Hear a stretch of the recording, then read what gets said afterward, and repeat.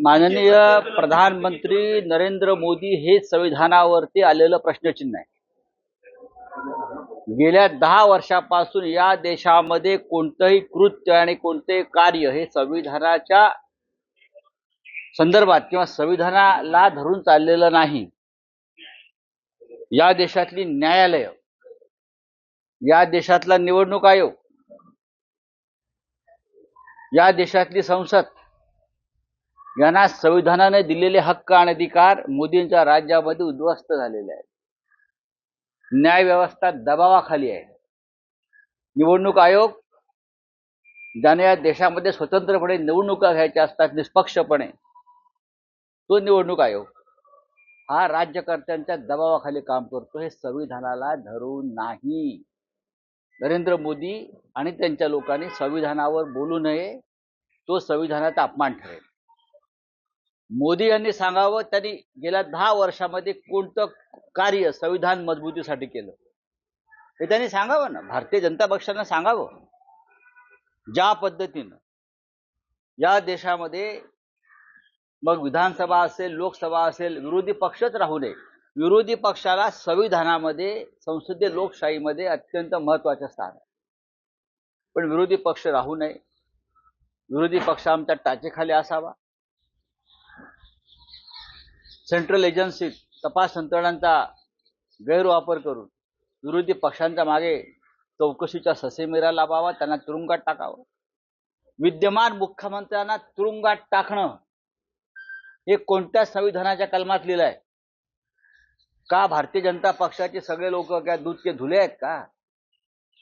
ED CBI दाखवावं कधी भाजपच्या घरी गेली आहे.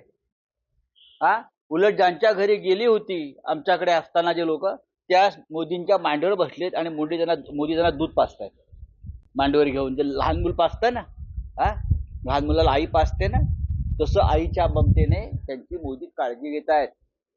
70,000 कोटींचा सिंचन घोटाळा त्यांच्यावर मोदीने आरोप केला. त्यांना तुमच्या उपस्थितीमध्ये उपमुख्यमंत्रीपदाची शपथ दिली जाते. हे कोणत्या संविधानात लिहिलेलं आहे सांगा ना. संविधानातल्या कोणत्या कलमात लिहिलेलं आहे सांगा तुम्ही. ज्या पद्धतीनं या राज्याचं सरकार आमदार फोडले, 10व्या शेड्यूलनुसार सगळे अपात्र ठरायला पाहिजेत. नरेंद्र मोदींच्या दबावाखाली सर्वोच्च न्यायालयानं चंद्रचूड यांनी निर्णय दिला नाही. एका संविधानामध्ये बसतंय का? चंद्रचूड यांच्यावरती खरं म्हणजे खटला दाखल केला पाहिजे. ज्या पद्धतीने हे राज्य मोदी चालवतात ते संविधानाच्या विरोधामध्ये आहेत. संविधान हा देशाचा आधार आहे. तो आधार नरेंद्र मोदींनी उद्ध्वस्त केलेला आहे. काल आपण पाहिलं असेल मध्य प्रदेशमध्ये मनोज परमार आणि त्यांच्या पत्नीनं आत्महत्या केली.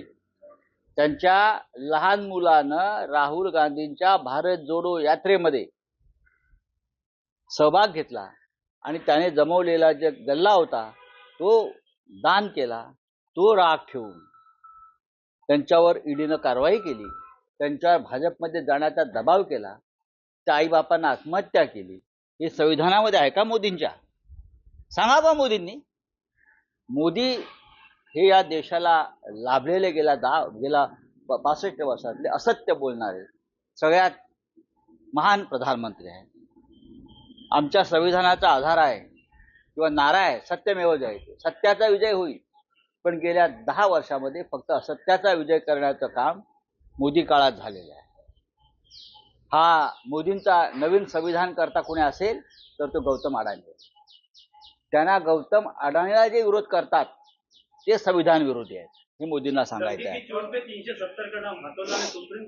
मग उपकार केले का? उपकार केले का? 370 कलम हटवून काय देव लावले काश्मीरमध्ये? आजही काश्मीरमध्ये जवानांच्या हत्या होत आहेत.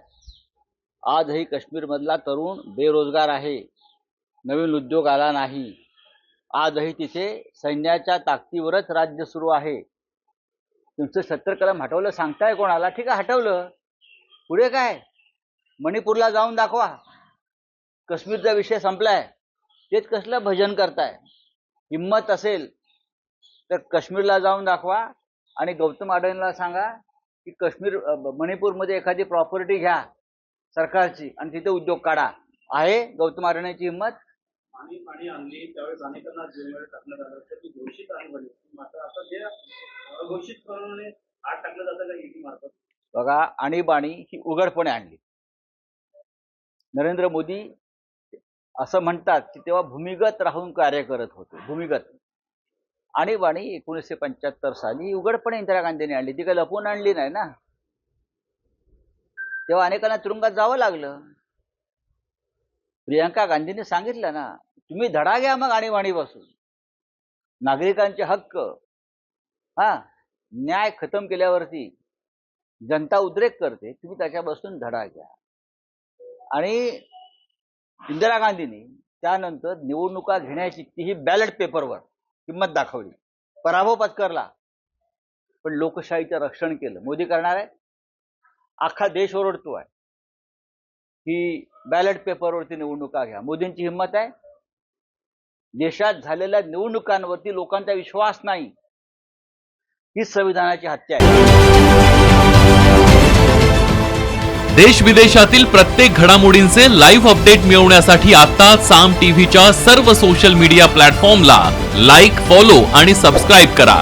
तसंच सर्व नोटिफिकेशनसाठी बेल आयकॉन प्रेस करायला विसरू नका.